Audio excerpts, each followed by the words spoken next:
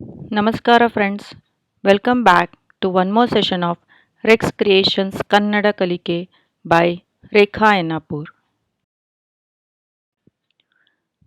Learn Kannada through English Part 21. Pronunciations of few English letters throughout my lessons. Small n is pronounced as N as in number. Capital N is pronounced as N as in Ramayana. Small l is pronounced as L as in lucky. Capital L is pronounced as L. It's a unique character in Kannada. Small d is pronounced as the as in darshan. Capital D is pronounced as D as in dump. A small a is pronounced as as in Amit.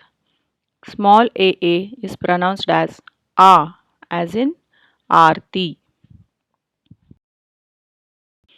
Let's learn some small sentences. Just do as I say. ನಾನು ಹೇಳಿದಷ್ಟು ಮಾಡು. ನಾನು ಹೇಳಿದಷ್ಟು ಮಾಡು. Don't do so or don't do like that. ಹಾಗೆಲ್ಲ ಮಾಡಬೇಡ.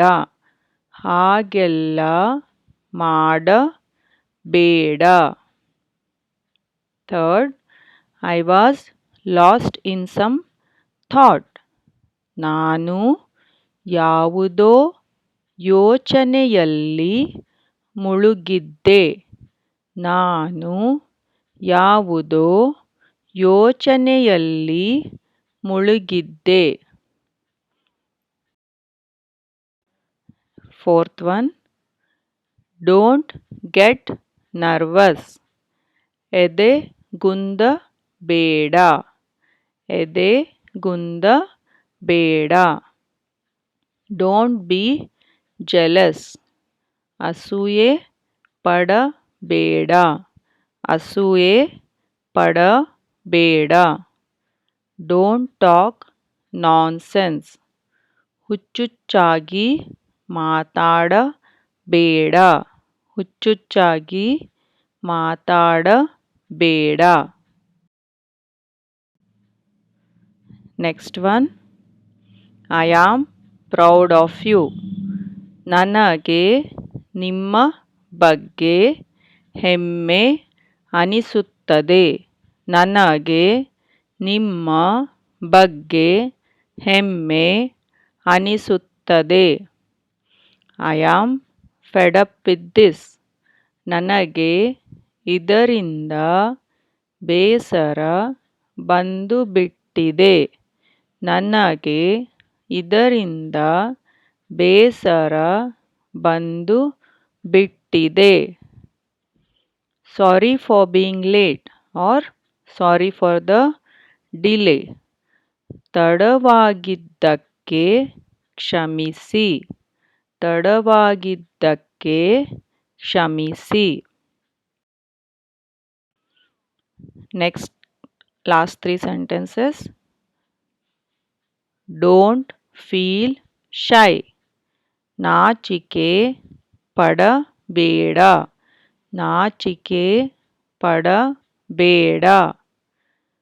I am happy. ನಾನು ಖುಷಿಯಾಗಿದ್ದೇನೆ. ನಾನು ಖುಷಿಯಾಗಿದ್ದೇನೆ.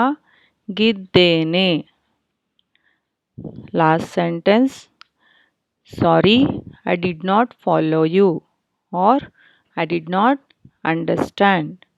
ಕ್ಷಮಿಸಿ, ನೀವು ಹೇಳಿದ್ದು ತಿಳಿಯಲಿಲ್ಲ.